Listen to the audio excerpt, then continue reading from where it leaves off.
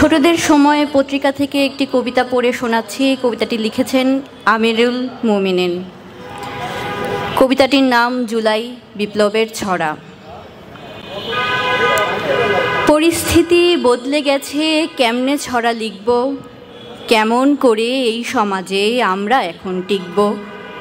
দুর্নীতিবাজ মন্ত্রীগুলো লুটেরা আর বাটপার, জুলাই মাসের জনরোষে হঠাৎ তারা মাঠপার। মানুষ মরে, শিশু মরে, তাও কথা কয় আরাফাত।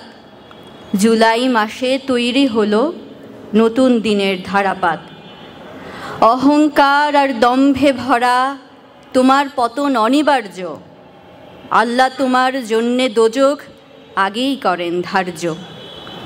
দেশ শাসনে চোরগুলো সব দখল করে দেশটা। কাদের পিছে আমরা ছিলাম, কি দেখলাম শেষটা।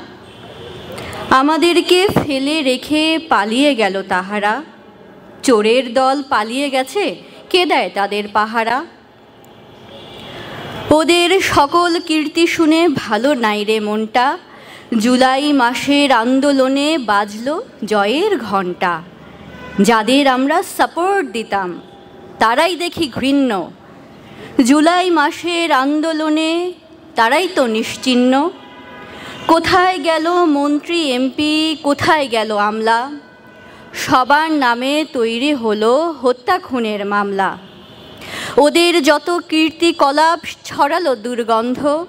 আমরা সবাই লজ্জাতে চুপ, সবার মুখ বন্ধ। দলের লোকের কীর্তি শুনে ভীষণ মজা পাচ্ছি।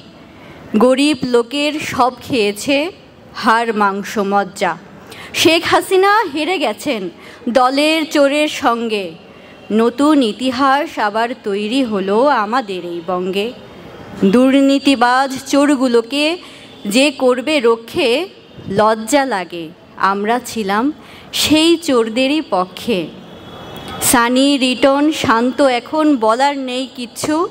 পালিয়ে গেছে চোরের দল, দুর্নীতিবাজ বিচ্ছু। কে জানতো এমন হবে জুলাই মাসের আগুন। জনগণ নামলো পথে, আনলো নতুন ফাগুন।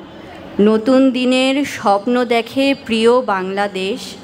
জুলাই মাসের বিপ্লবের আগুন অনিমেষ। ধন্যবাদ।